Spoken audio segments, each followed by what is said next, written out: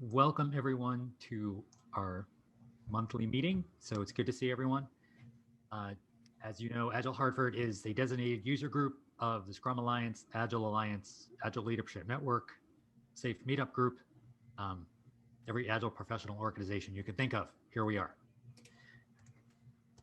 Here's your Agile Hartford board members. So up top there in the glasses is Larry Bach. He won't be joining us because his house is like 35 degrees right now down in Texas. Myself in the bottom left, Steve Nunziata, Janet Custer's in the middle, Vin Sukraj top right, and Dave Kiersnowski bottom right.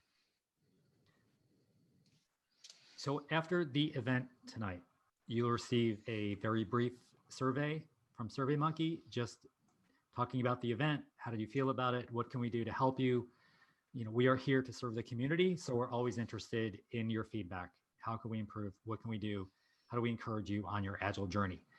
And also in that link, in that email, will be a link to the March event, which we will talk about momentarily. How to find us. Best place to reach us is our email box, agilehartford@gmail.com. You can also find us out there on Twitter and Instagram and LinkedIn groups, Agile Hartford.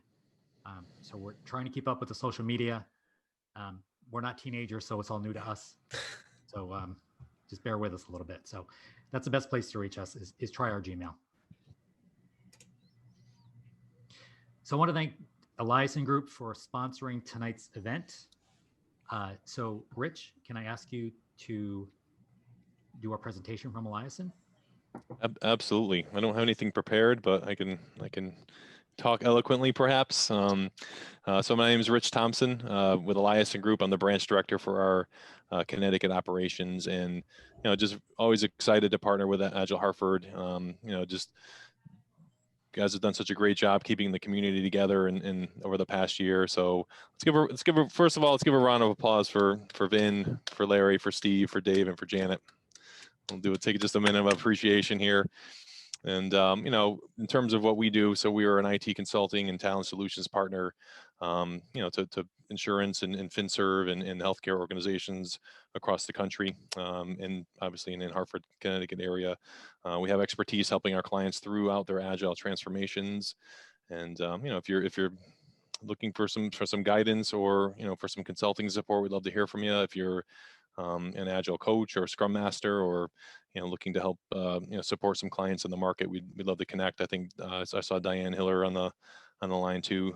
She's one of our senior recruiters from the office, and heavily involved in our agile community here. So but thanks again, Steve. Appreciate the time, and thanks for continuing to keep us together. We really appreciate it. Thanks, Rich. And I'd say we're going into year 5 of Agile Hartford, and Eliason's been there from day one.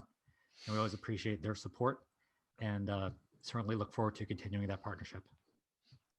Thanks, Steve. Okay, so we've taken a little step away from podcasting, but our previous podcasts are all out there on the podcast software of your choice.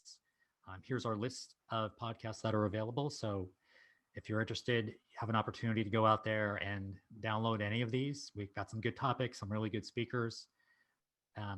Feel free to go out there, and we'll be looking at what we do for 2021. If you have any ideas for podcasts that you'd like us to explore, please send them on.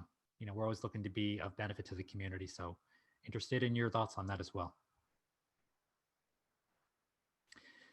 So upcoming events. So March is coming up soon. So real excited about this one. So I'm going to ask Janet Custer to talk a little bit about this.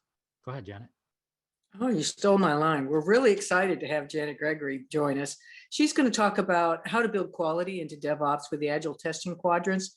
These aren't new, but she's going to, fill us in on how they've evolved with the modern software development and where DevOps practices fit into the quadrants, and basically how those quadrants help teams succeed with the continuous delivery and deployment, even in our complex systems that we're dealing with today. So we're really excited to have her join us, and she's a well-known name in the business, and we hope you can join us. Thanks, Steve. And Janet wrote a book with Lisa Crispin, who joined us last year in Agile Hartford. So again, expertise coming to join us again in March, talking about DevOps and testing quadrants. So It's live right now on Eventbrite. You will get a link to the registration when you receive the SurveyMonkey email later this evening as well. And you can see our April and May events are pretty much locked and loaded right now. June, we're thinking about having Eric Jager join us to talk about some Kanban games. And we'll see, maybe we'll have a chance of being in person at that, but we'll play that by ear. April and May will certainly be remote, and we'll see how things materialize from that point forward. So Elizabeth White. Elizabeth is the co-founder and CEO of Cornerstone Agility Incorporated and the author of The Facilitator's Guide to the Galaxy, a companion for undertaking group conversation, collaboration, and consensus. She is an Agile and coffee aficionado with a passion for people and transformation. Elizabeth has spent the last decade guiding organizations across the globe on incredible Agile journeys.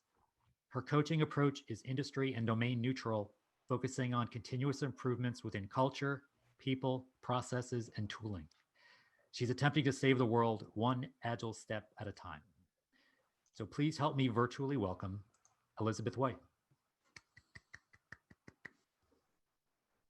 Thank you. And awesome. Thanks for stopping the screen share so now I can share. Again, hello, everyone. Elizabeth White. So excited to be here with you this evening. Again, we're going to talk tonight about the Facilitator's Guide to Virtual Conflict. That's where we're going to be spending our time. Give me just a second to get into presenter mode. And let me swap my displays. Hopefully that's creating a great viewing experience for everyone. Looks good. Awesome. Thank you. Again, real quickly, no need to go back over my bio, but for those of you who are interested in following up with me afterwards or connecting, my email is on this slide. And then for any of you on Twitter, feel free to connect with me through Aloha Agile.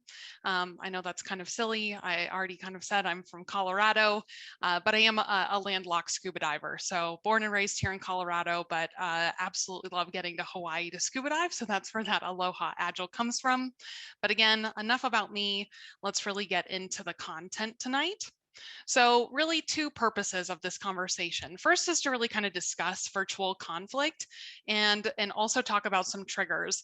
I'm going to provide some triggers, but also I believe that sharing is caring. So if you're willing to get vulnerable with me this evening, I'll certainly ask for you to also engage as we talk about virtual conflict and triggers of virtual conflict. And then really probably why most of you are here is to start to talk about what are some facilitation techniques or really any techniques we can utilize to help work through virtual conflict. And that focus is going to be around empowering empathetic mediation, or even just taking an empathetic approach when we're dealing with virtual conflict. And then how can we help steer conversations toward healthy resolution? So that's really what we're going to do.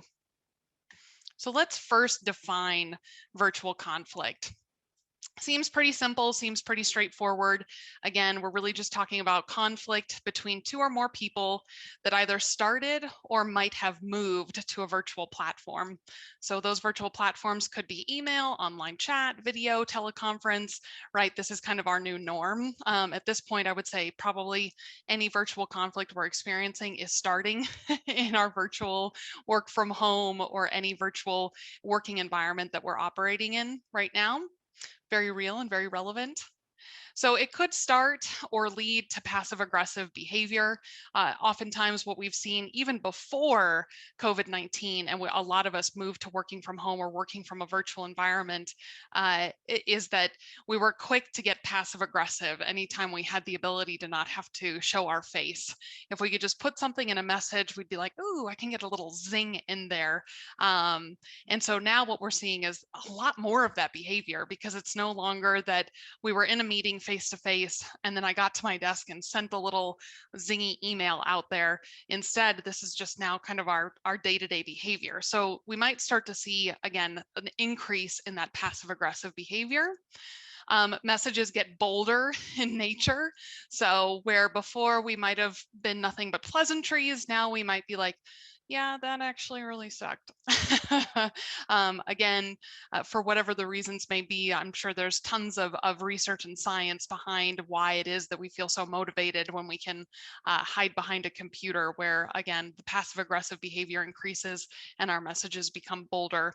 But that's what we really start to see with virtual conflict. Also, oftentimes, the minute we can hide behind the computer, we throw out our human resources and our employee experience policies. We're just like, does that really apply here?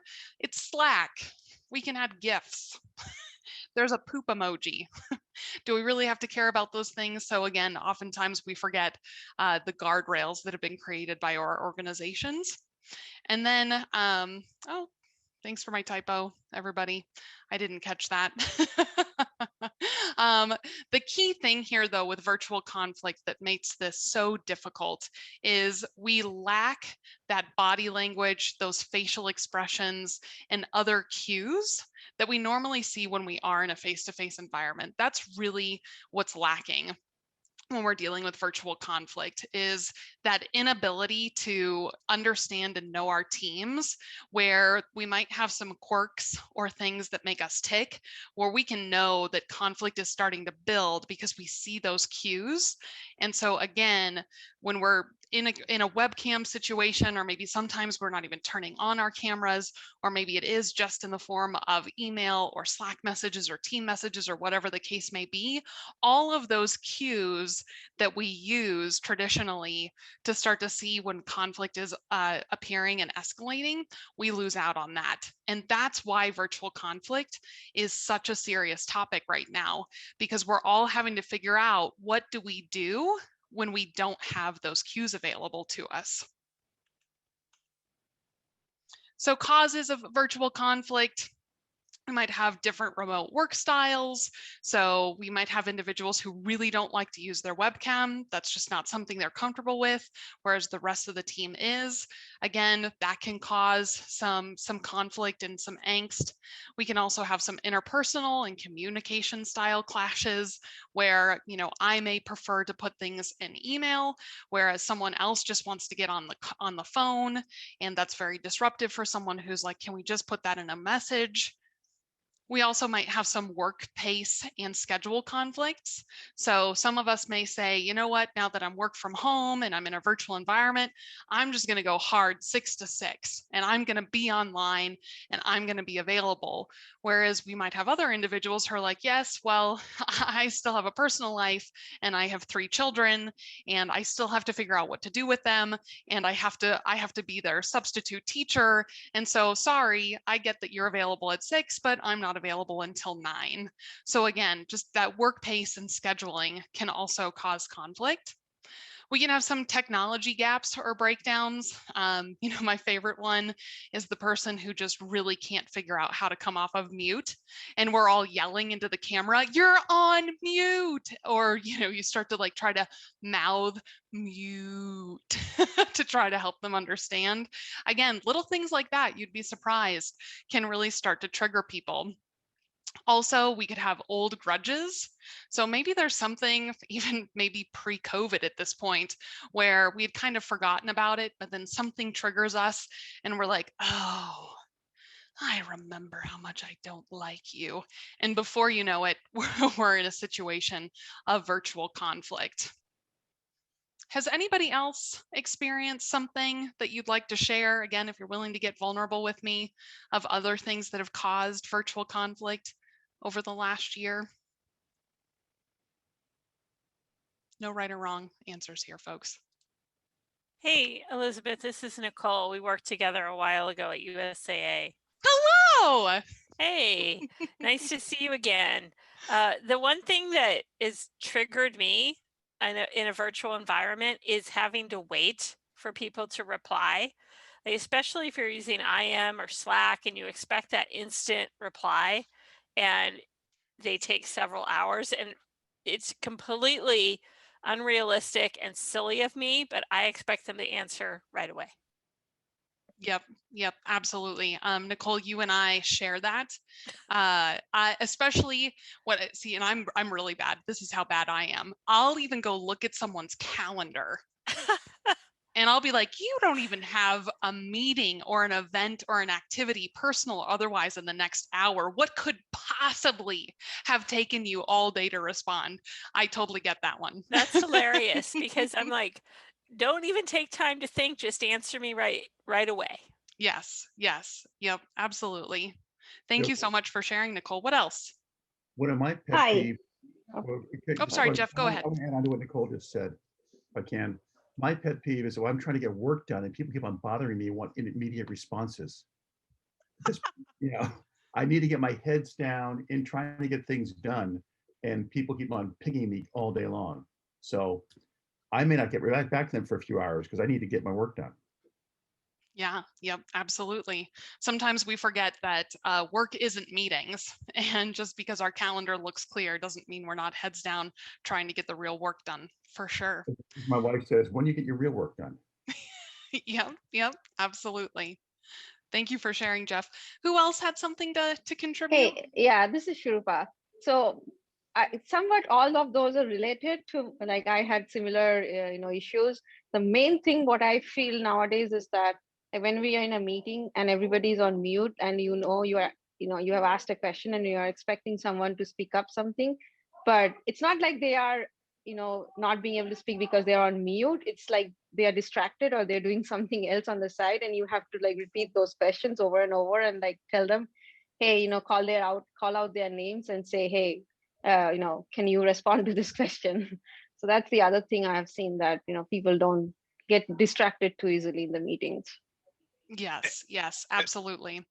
And that's where video helps. So, and I understand that, we're not used to, but we all work together in an office anyway. We're used to looking at each other. So I know like the first few months, people are like getting used to the work at home thing, they're kind of rolling out of bed and getting used to it, not really looking good or whatever. But now that we're a year into it, it's probably, it's the point where we have that trust. We've built that respect with each other.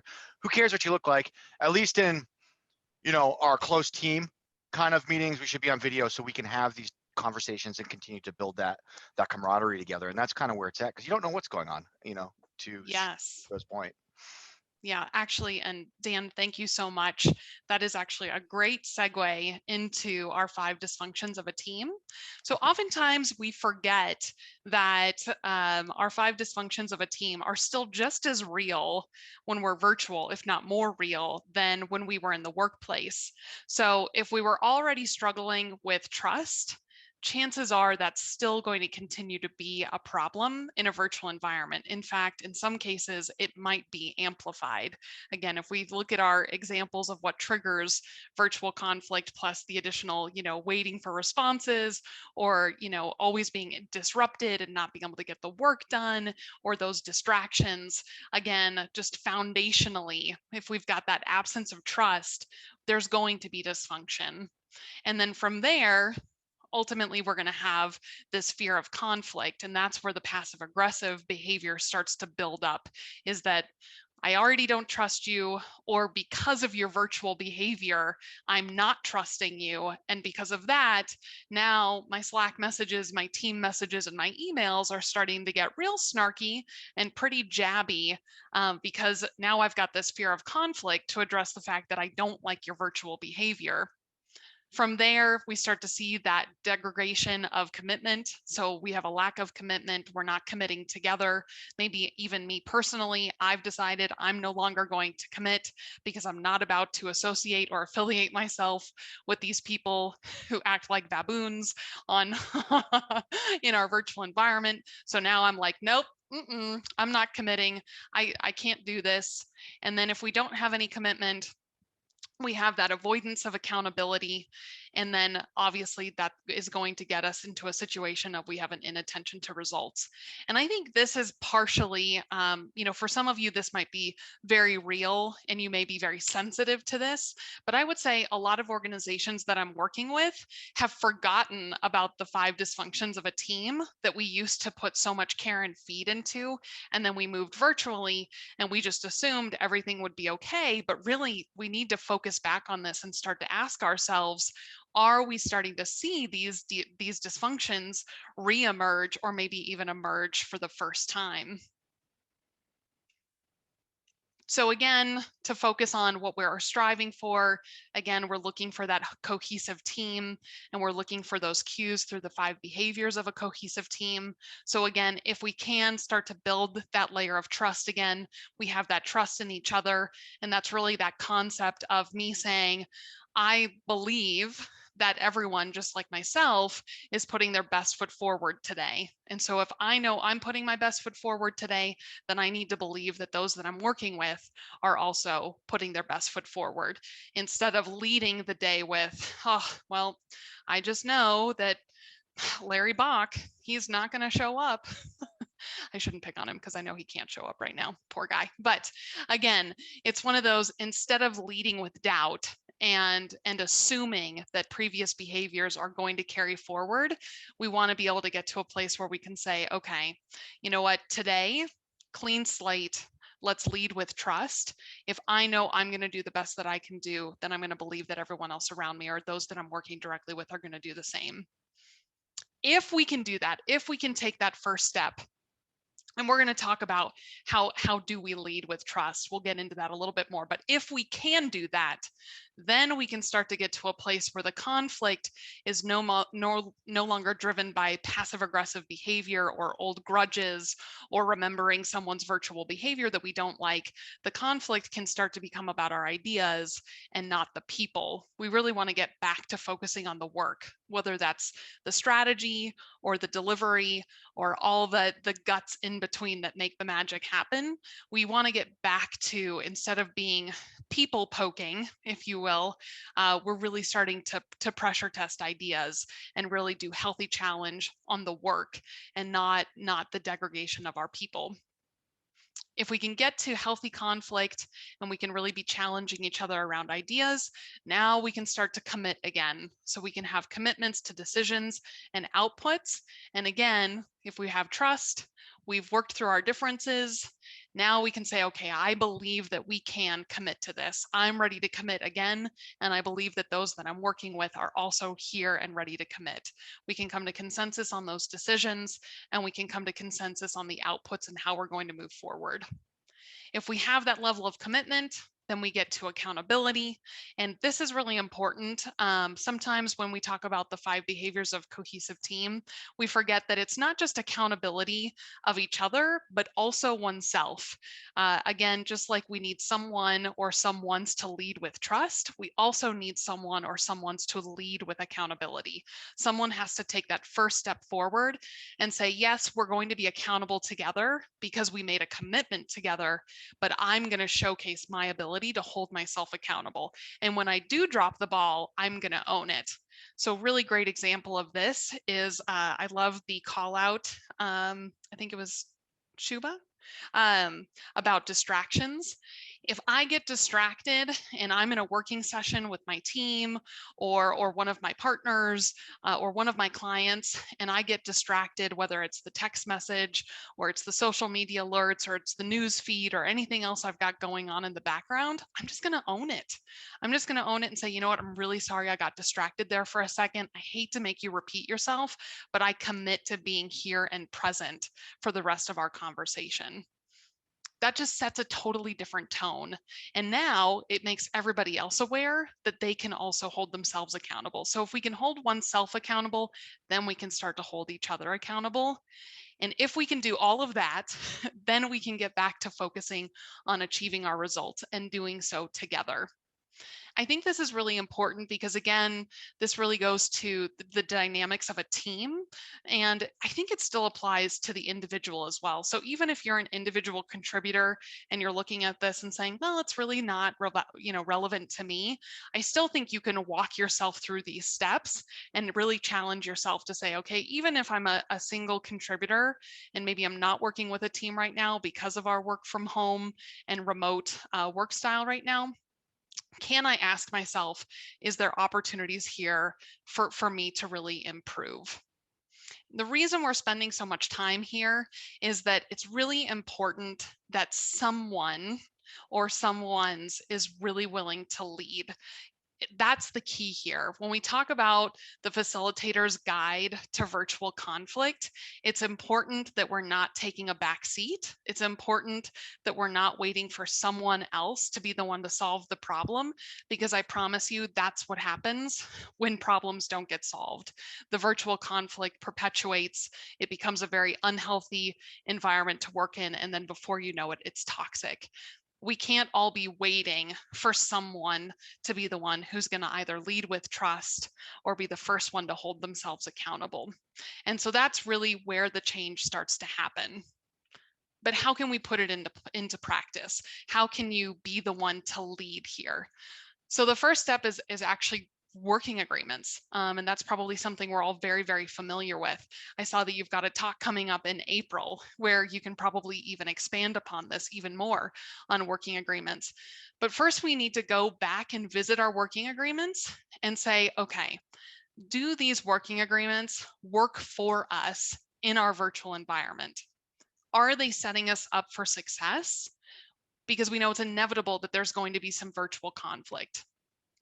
So again, if we've got different schedules, because we've got some individuals who have to help their kids get online and get ready for school every day, and then we've got other individuals who maybe, they're still doing Orange Theory, but Orange Theory only takes 5 people at a time. So, there's this big window where they're going to be out because they got to stand in line and hope that they get in, right? All these different factors right now.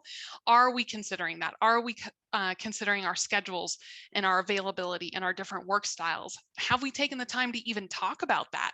Do we even know amongst our teams, what are our schedules? What does it look like? Have we really taken the time to say that? And again, this is a great example of be vulnerable here and be the first one to say, hey, everybody, I'm not sure you know my schedule. I'm not sure you really know what's going on behind the scenes.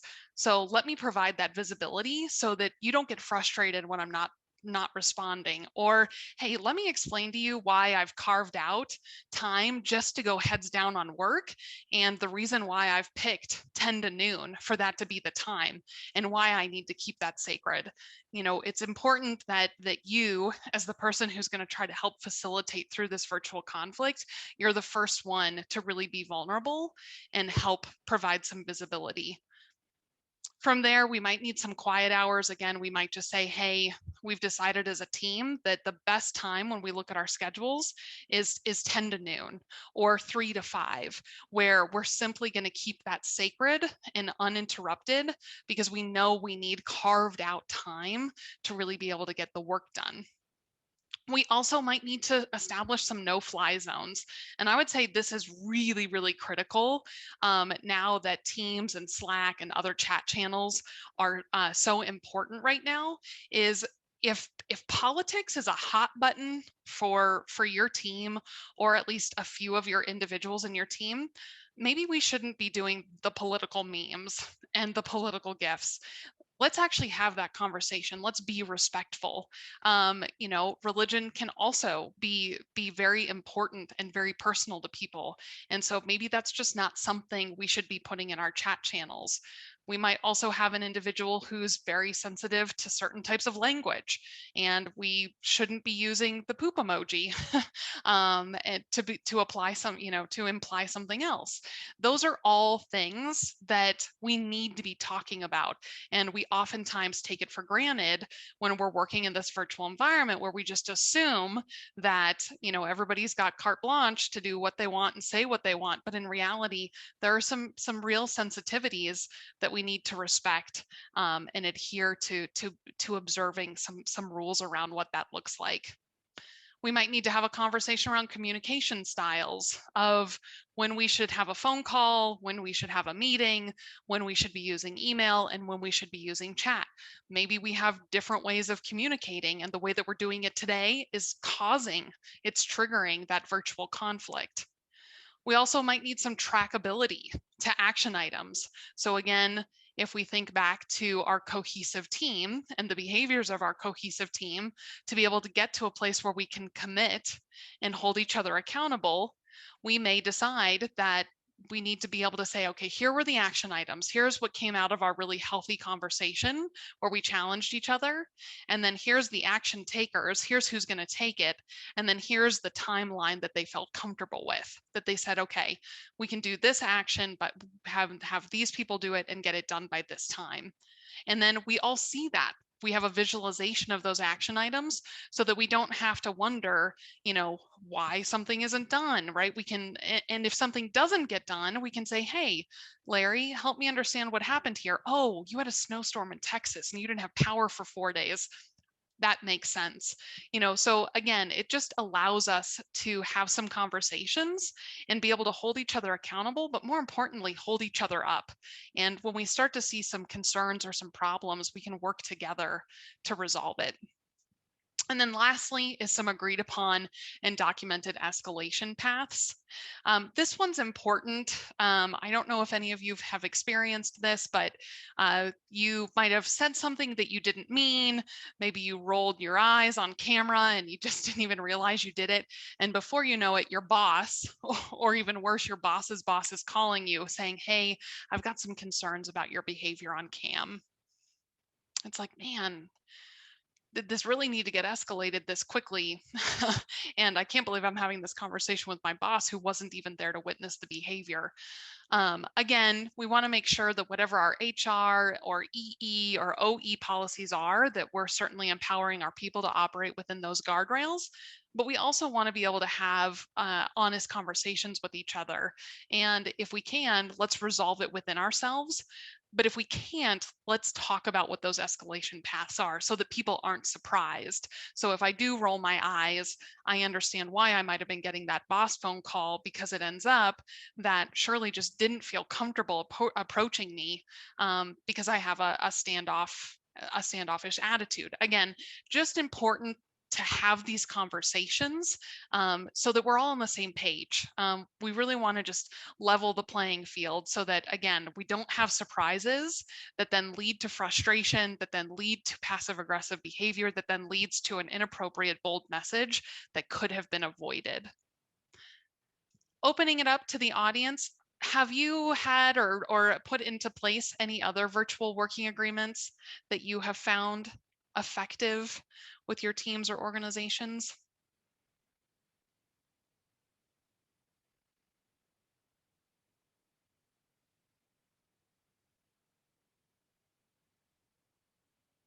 I'll let the awkward pause go a little longer. we have tried to, this is Larry, by the way, sorry I'm late. We've tried to make our meetings fixed length. So if they're typically an hour, make them 50 minutes. If they're typically half an hour, make them 25. Because with everybody distributed all over the place, giving them a chance to take a break between each meeting is necessary, because there are, it seems like, more meetings now that are all stacked up, and you can't even get away from your desk for a minute, even when you're at home. So that's one thing we've tried to do. Haven't been really successful at it, but we've tried. No, that's great. That's great, Larry. In fact, I even have a working agreement with my team at Cornerstone Agility, because I am in Colorado and we are in the winter and it is very dry.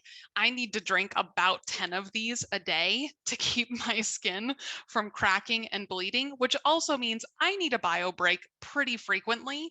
And so we've got a working agreement that says thou shall not have back-to-back meetings that span more than 90 minutes. Otherwise, I'm going to step away and I'm not going to feel bad about it. So yes, absolutely. Making sure that we're building in breaks into the day can be very, very powerful.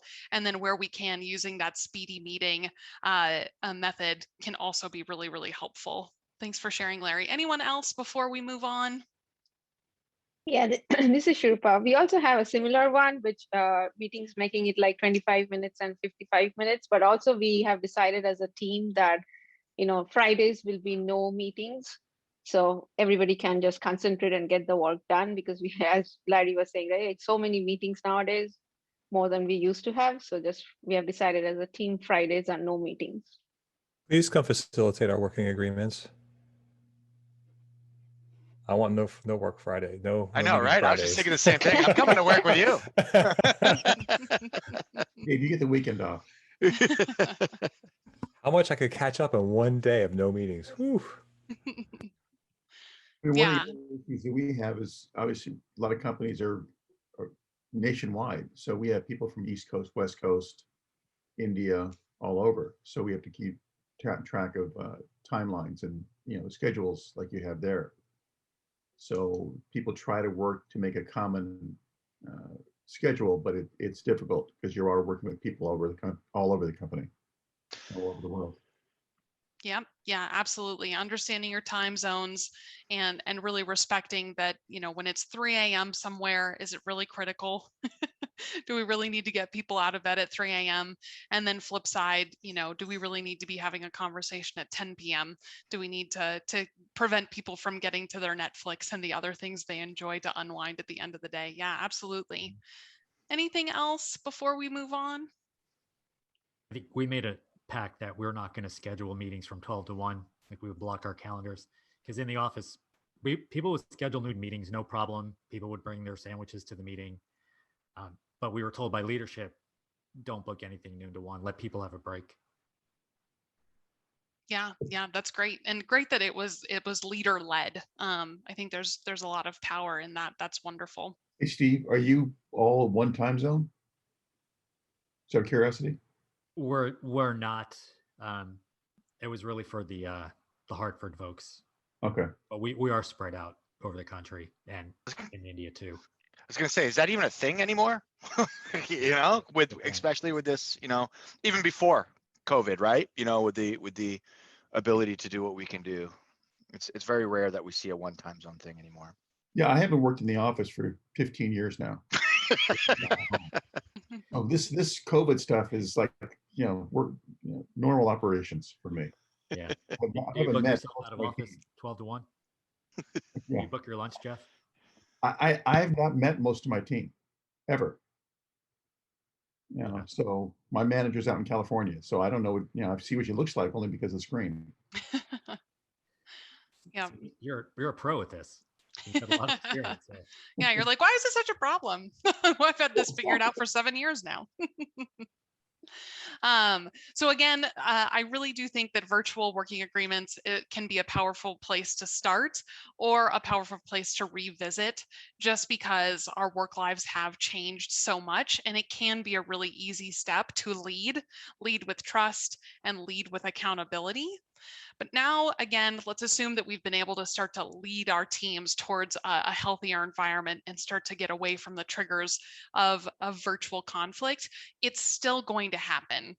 Just like even if we have a really healthy, high-performing team, conflict in the workplace before we were remote and virtual was still possible and plausible. So another thing that we want to take into consideration above and beyond our working agreements is really taking an empathetic approach. And when we say that, that means be the change.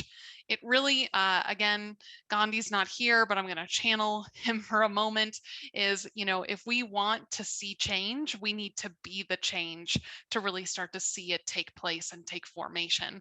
And so when you think about, and if you were to reflect for yourself, again, whether it's you see a comment in your Slack or whatever your chat channel is, or you see an email or you receive an email, or you're in a meeting and you just see or hear behavior where you're like, that's definitely going to be turning into virtual conflict. Ask yourself, how would you want someone to respond if they were going to try to help facilitate through that? If they were going to help mediate through it, how would you want them to respond? And that's a really good place to start from. Is number one, be bold enough to say, yep, this is a problem and we need to work through it. But before you take any action, ask yourself, how would I want to start this conversation? How would I want someone to approach me? And that will really help as far as getting you in the mindset of really thinking about healthy resolution and steering the conversation to a better place. Also, I really love this technique. We oftentimes talk about, I love to facilitate, and I do 90% of the talking. Spoiler alert, that's not facilitation.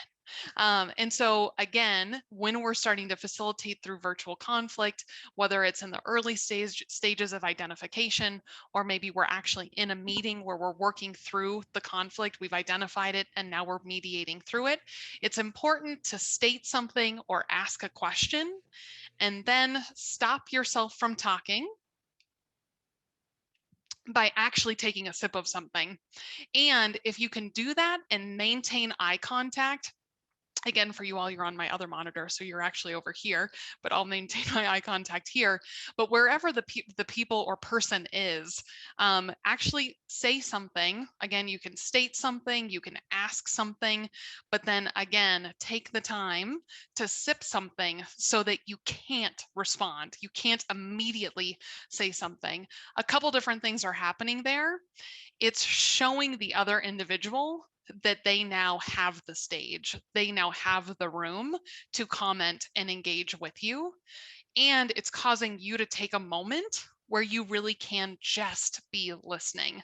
And that's so important when we talk about an empathetic approach.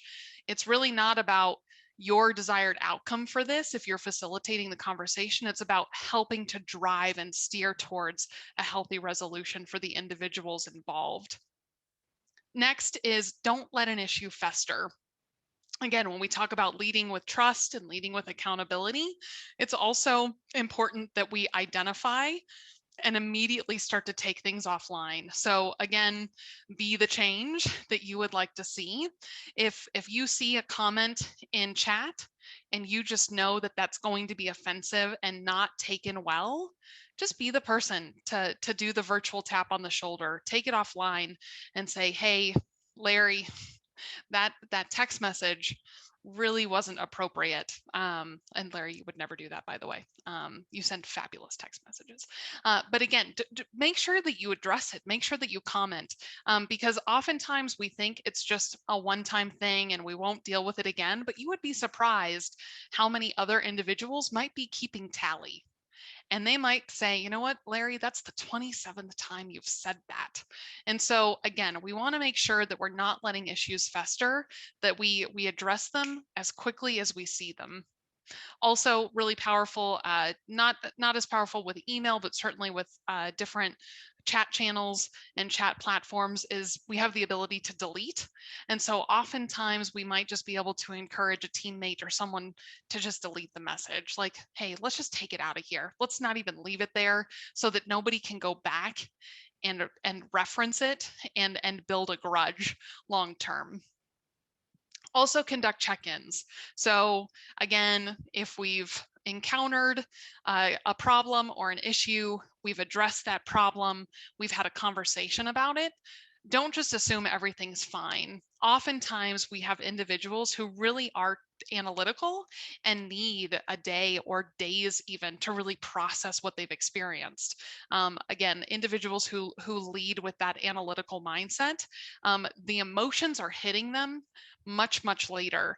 And so sometimes, even if we're like, oh, sunshine and rainbows, kumbaya, we're all results driven, we're a cohesive team, you might actually have a team member who 3 days from now is not aligned and is not jiving. And in the moment they were like, yep, I'm awesome, I'm good, thanks for having this conversation with me, I'm so glad that we addressed the problem.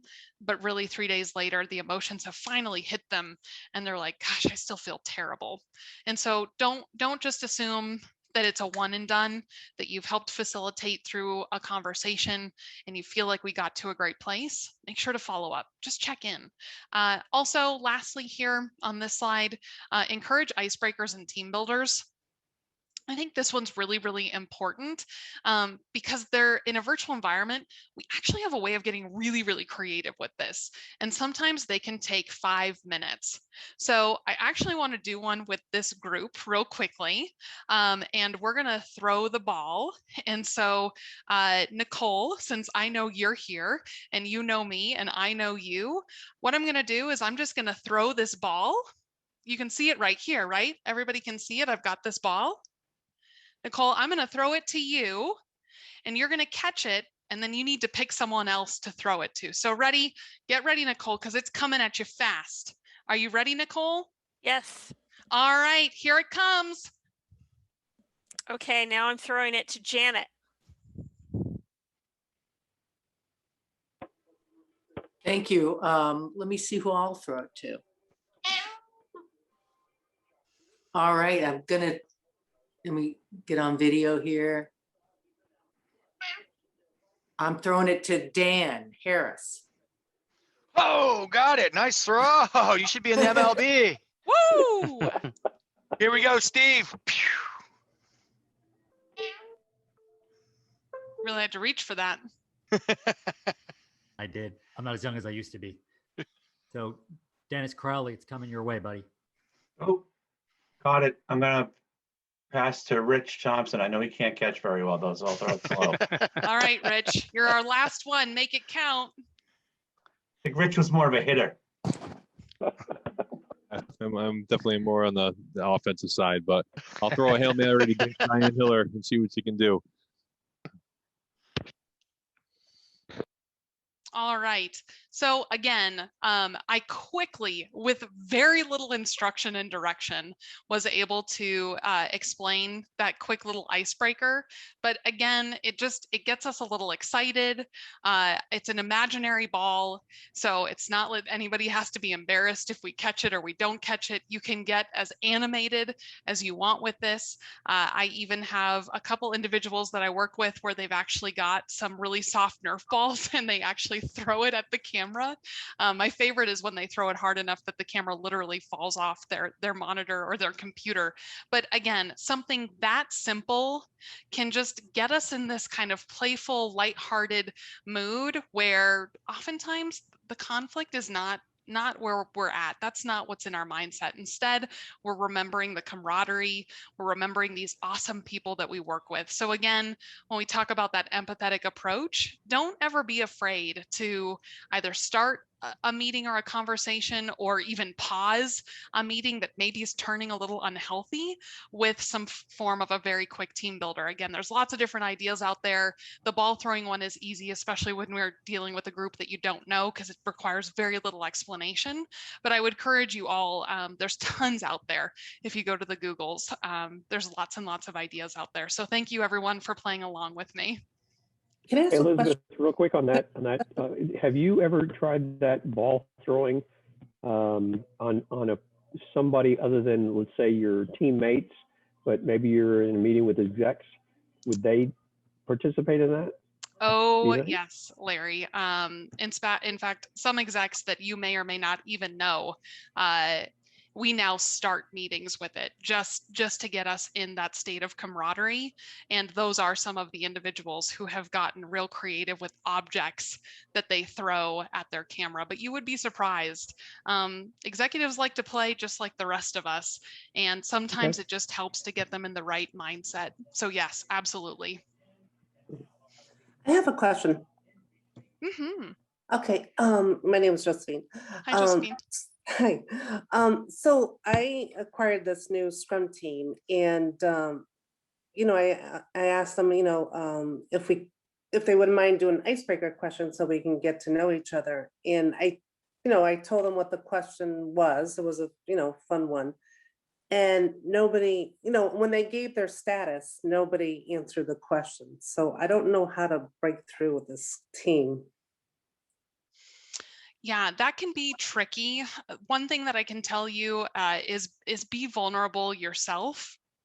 So maybe you're the first one to start, or if you're going around the horn and no one's really contributing. The minute you see that you don't have that engagement, maybe just pause, maybe just stop, and say something like, "Hey, Nicole, but remember, I asked you that question, and I'm really curious to know." Like, don't be afraid to engage them. Oftentimes, we just have to break them out of their cycle of just checking boxes. And sometimes they need some extra prompts. So even though you might have asked up front, I would say don't be afraid to kind of wiggle your way in there, if you will, to kind of follow up and try to prompt them. If you're still getting really low reaction, again, I would probably sit back and get out of their Cheerios a little bit, but I wouldn't give up. I would keep trying. I had a team that I was working with, and they were mostly based out of Romania and then in a couple other time zones. And partially it was just a difference in culture. I tend to have a pretty extroverted personality, and I do a lot of song and dance and use my jazz hands a lot. And that was terrifying for them. I mean, I was literally terrifying them, and I didn't know that. And that's why I was getting a really weird response from them. So sometimes it's just keeping with it to see long-term what can happen. Okay, thank you. Great idea. Don't give up. Don't. I can tell you, even my Romanian team, there was a time, it only happened once. It will probably never happen again, but I did get them to do jazz hands with me. And I took a picture. There's a screenshot. I know it happened. So again, it was a tiny little victory for me. So again, I always tell people, don't give up, keep following up. Again, know when to come out a little bit and get out of their Cheerios, but don't still be there, still be persistent. But Like the ball throwing, does that work if you don't use video? Not well. Not well. It's a start. Okay. It's a start if you get them to speak, though. So take that as a simple win. Start there first. And to build on what you're saying, start with, have you done one-on-ones yet? Kind of kind of right here with the conduct check-ins. If you're not getting it in a group vibe, sit back and let it be, and then maybe go with the one-on-one. Start to get them know them personally and in that zone first, and then kind of work it into the group thing, right? Kind of build that trust and respect between just you guys first, a one-on-one version, and then move on from there. Because the group setting sometimes is scary for a lot of people, right? Right. That's true. So if you're noticing that pushback at that point, or just lack of engagement, start in the single zone and then move from there and get to know them a little, and then you can start to do those little kind of, hey, I know you like this thing that's going on, and when, like if a song comes on, if you're introducing that or something you're talking about, people will start to chime in because some certain things about them and stuff like that. So right. Thank you. Good ideas. Great addition, Dan. Yeah, Jeff, and then we'll move on.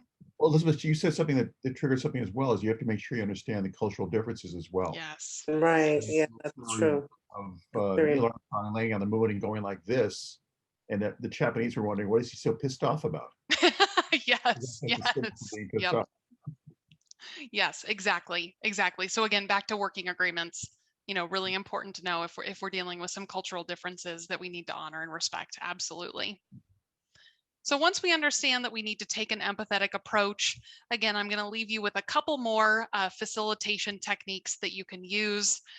One of them is always start with context. The worst thing that you can do in a virtual setting is to schedule a meeting, put an invite on everyone's calendar, don't include an agenda, don't include a purpose, or at least state your desired outcome, and bring everybody together, and then expect really healthy conversation to start. I can tell you that's one of my biggest pet peeves. My team and my clients know you shall not put anything on my calendar if I don't know what it's for. I need a purpose, I need an agenda, and if we can, give me a desired outcome. But again, really be the leader here. And so if we're going to help facilitate through these conversations, make sure you're the one to provide the context. Make sure you're the one who's going to then set the stage. Or if you've been called in to help facilitate through conflict, this often happens with our coaches and consultants where you don't have the advantage of having the context. Make sure you clear the space before we expect to dive into dialogue to make sure we all understand why we're here. Again, it's all about creating that level playing field so we all understand why we're here, what the issue is, and what it is that we're working through.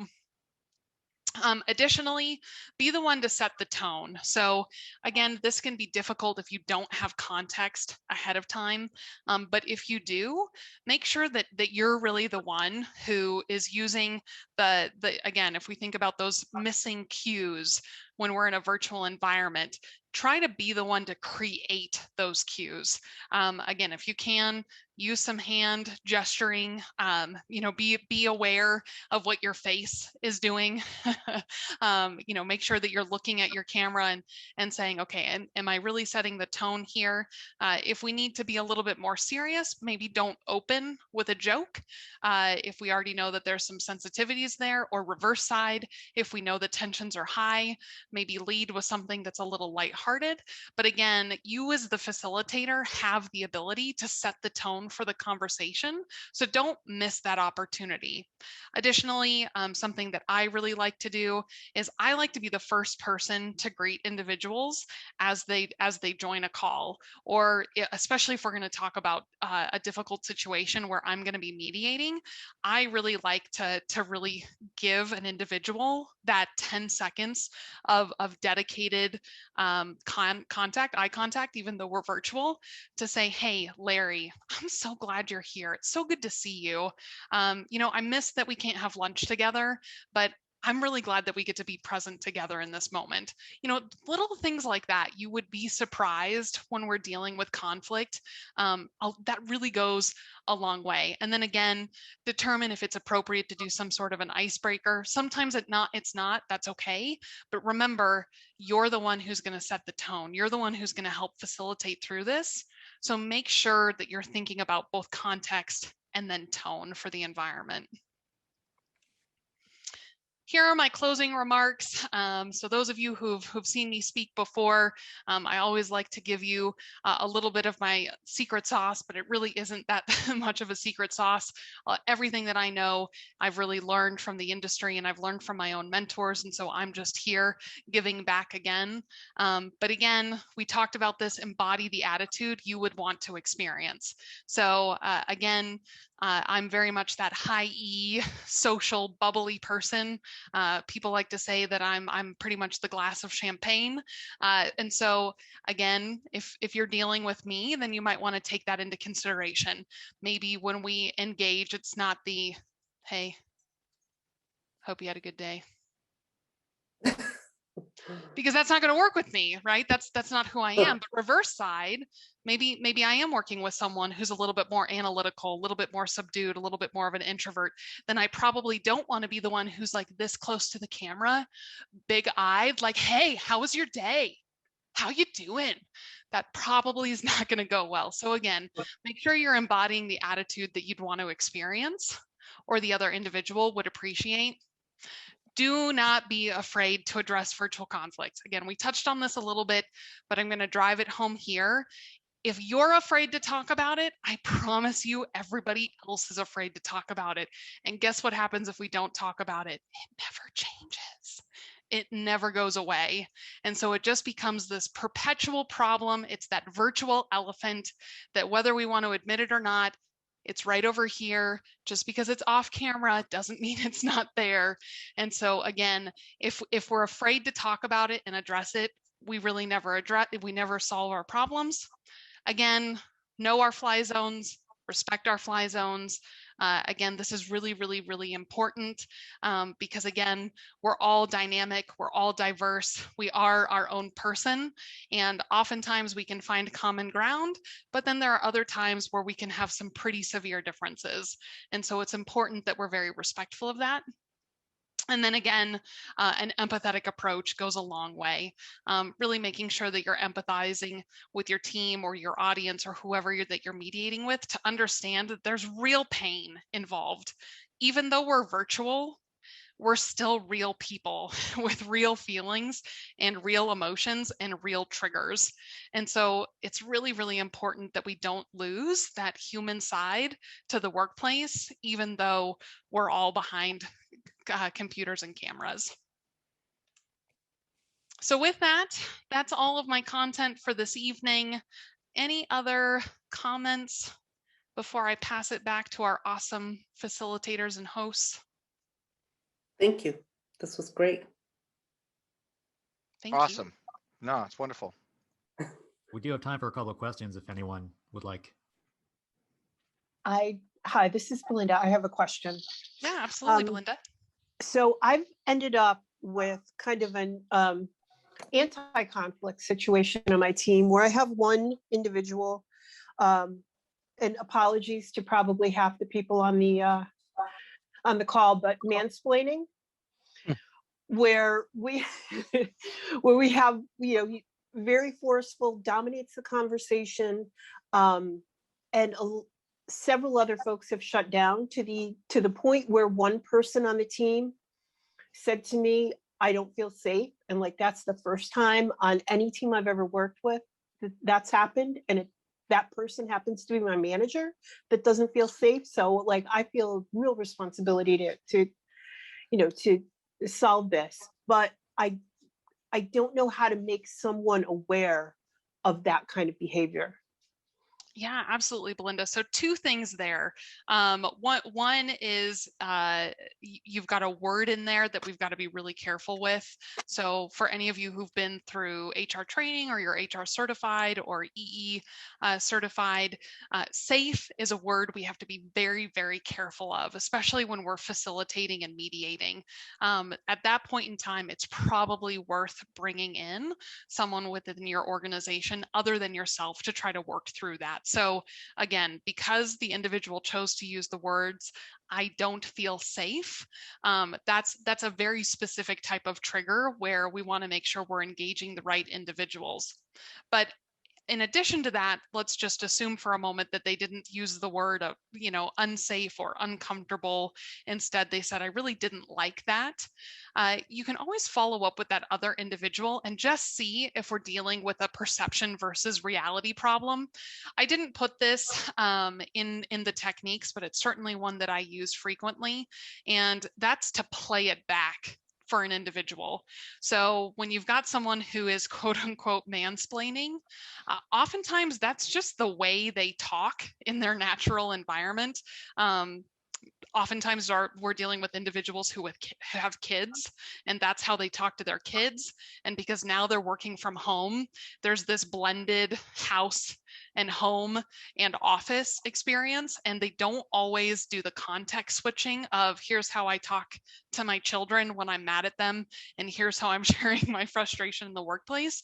So sometimes you just have to help them hear what they've just said. So sometimes something can as simple as, so Larry, I think what I heard you just say is, bro, that's stupid. We're not going to do that. Is that really what you meant, Larry? Bro, I'm not even a bro. That's stupid. So you're saying my idea is dumb and you've just decided for everyone we're not going to do that. Sometimes being that blunt, but using their words can really help them be like, oh man, no, that's not what I meant at all. Now, if their response is, yep, can't put it any more clear for you, that's what I meant. Again, that's where we need to start to talk about some escalation paths. We're probably in a position where we're dealing with an individual and a behavior that's going to require some pretty advanced mediation. Okay, thank you. Yeah, absolutely. Elizabeth, I do have another question. I appreciate all the techniques, all the commentary that you gave. You know that I'm going to take back some of this stuff and use it. I've used it in the past. Does any of this change? Does the dynamic change if we decide to record the meeting? Does that cause any concern? It depends. So, Larry, you reached out to me and asked if it was okay. Did you have my approval to record our session tonight? And I gave that consent and that approval. I think you have to be very careful to start recording things without everyone being aware.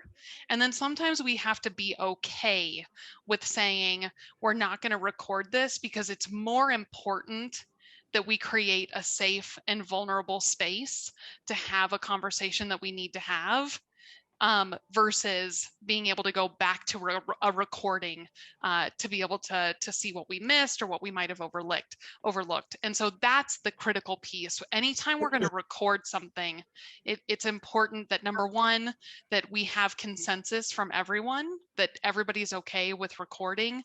And then number two, if anyone says no, again, we need to ask ourselves, is it really, now that we know that someone's not going to be okay with that, we know that at least one person's going to hold back from the conversation, is the recording more important than the content? And most likely the answer is going to be no. The content is more important than the recording. But that's what you need to ask yourself. Okay, thanks. And that's twofold. Just to continue on that too. Yes, you need to call it out because it will change the dynamic. If you're looking for a very outgoing kind of back and forth kind of deal, recording, not letting everybody know that they're being recorded could, you know, or if you say, I want to record it, could change the dynamic. But sometimes if you want people to come, you're going to continue to get the question, hey, this is recorded, right? I just want to go watch the recording. I just want to go watch that. When you're really looking for participation and engagement. So recording everything sometimes can be, you know, like that double-edged sword, basically, in a way, right? You start to lose people because they're like, I'll just watch it tomorrow, instead of coming and being a part of the engagement and really learning from everyone together as we speak. So. Thanks, Dan. Do appreciate that. Yeah. So Elizabeth, a question about your book. Yes. Was that title at all inspired by Douglas Adams? Absolutely. In fact, there's a couple Sweet. quotes in there. Oh, now it just became a must read. Yes, disclaimer on the book. Yes, it is a book, but really it is more of a guide than the book. I always tell people, if you're going to buy it, I expect you to doodle in it, and then I want to see pictures of your doodling. It really is just a kind of thought-provoking facilitation guide where I give you some recommendations for experimentation, and then, you know, write in it, truly write in it. I don't love that it's in a digital format, but we live in the digital era, so you have to have it. I really think there's just something powerful about scribbling in it. So Oh. anyone who's interested, please, please, please, if you do buy it, please send me pictures of your doodling. I love to see how people utilize it. Okay, that's a deal. Well, why don't we go ahead and wrap it up? Elizabeth, we sincerely want to thank you for joining us tonight. This has been a fantastic presentation. Very timely, very appropriate, very kind of eye-opening, because I think we're all going through very similar things at our day-to-day jobs. So great information. Again, we really appreciate you being here. Yeah, no, thank you. It's my honor. So thank you so much for having me. And so for everyone else, the email went out for this quick Survey Monkey. It's literally 1 minute of your time. And also the link is in there for the March meeting with Janet Gregory. So we hope to see you then. And until then, stay safe till we see you again.